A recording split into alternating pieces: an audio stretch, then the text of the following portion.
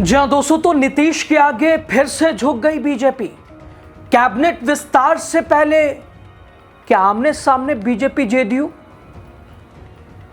कैसे नीतीश कुमार ने गिरी और वित्त के लिए फंसाया पेच, उलझन में नए सरकार सम्राट, और कैसे निशांत ने भी बढ़ा दी टेंशन। दोस्तों, तो क्या आपको लग रहा है कि बिहार सरकार का गठन हो गया, परिवर्तन हो गया सत्ता का, अब सब कुछ चंगा है?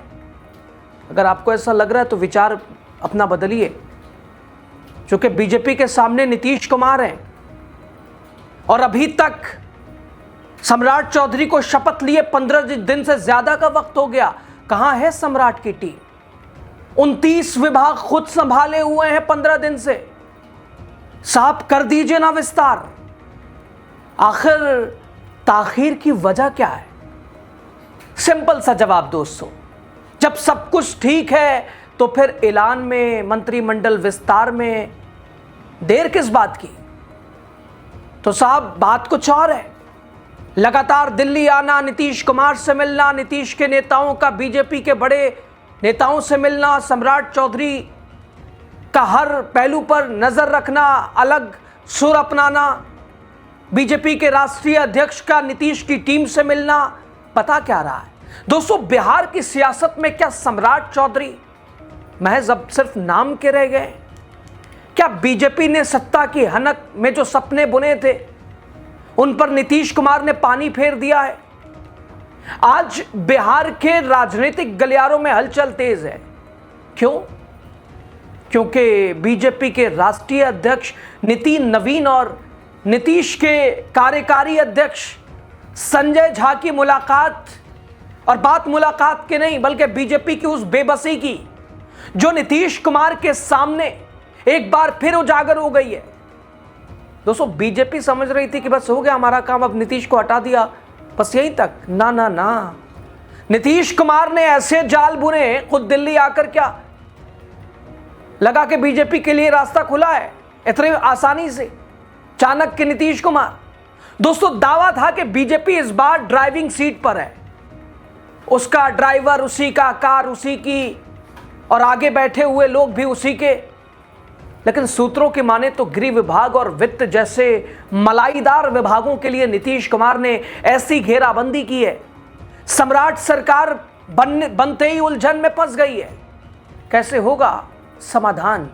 क्या 6 मई को होने वाला शपथ ग्रहण बीजेपी के आत्मसमर्पण की कोई कहानी लिखेगा? क्या सम्राट चौधरी का बुलडोजर वाला जोश नीतीश के पॉलिटिकल पावर के आगे ठंडा पड़ गया है? बताते हैं सब कुछ आपको। स्वागत है आपका द राजनीति का खास सेगमेंट देख रहे हैं, मैं हूं यासूब रजा। दोस्तों, सीधे खबर पे आइए।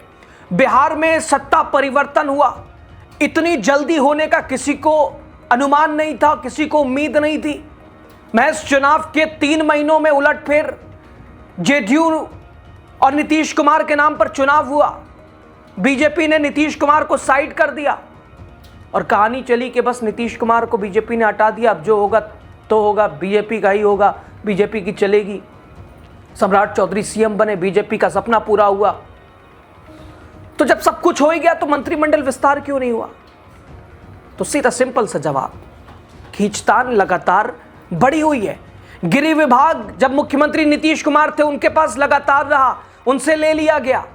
अब मुख्यमंत्री सम्राट चौधरी है, बीजेपी का मुख्यमंत्री है, तो गृह विभाग आप रखेंगे किस आधार पे? स्पीकर कुर्सी कौन आप रखिएगा? किस आधार पे?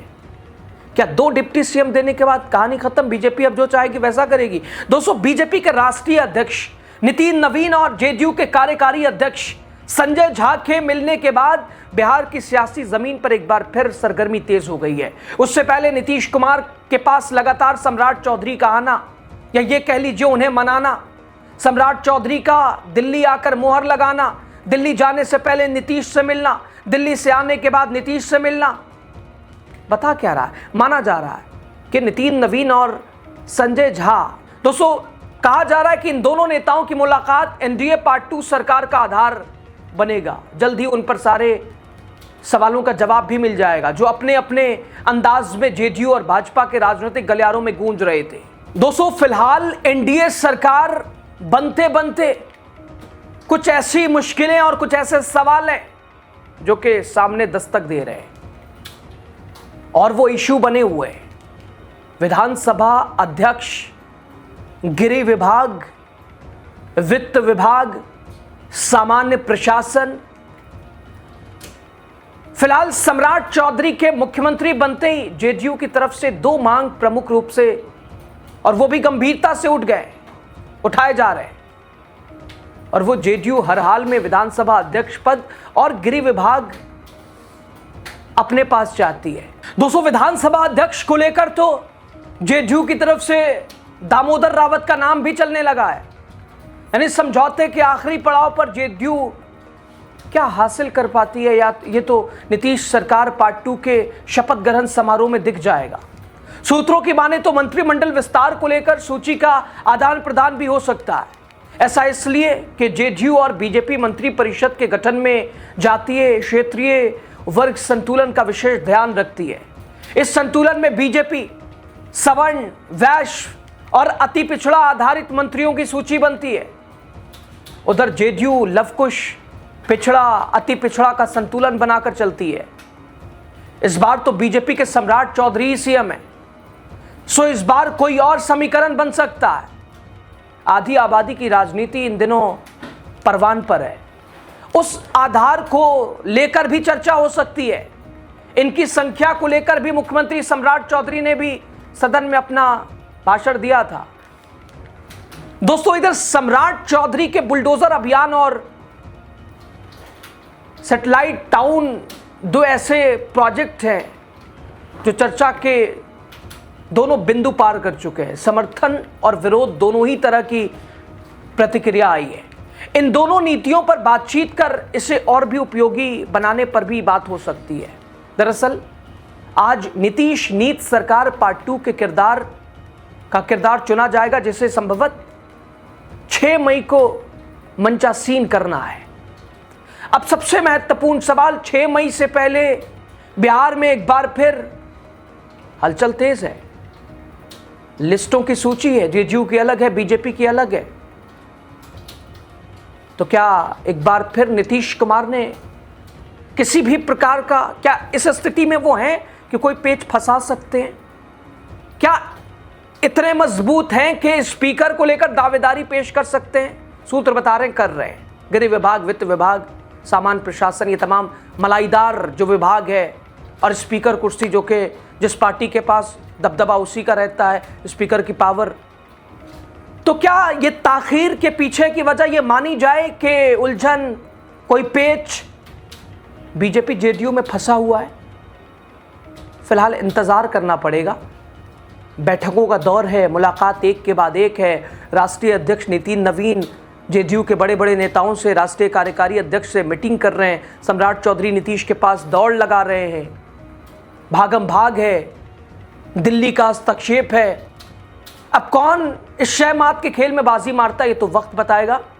6 मई तक इंतजार कीजिए। लेकिन बिहार की एनडीए की पार्ट 2 सरकार इतना तय है, चौंकाएगी जरूर।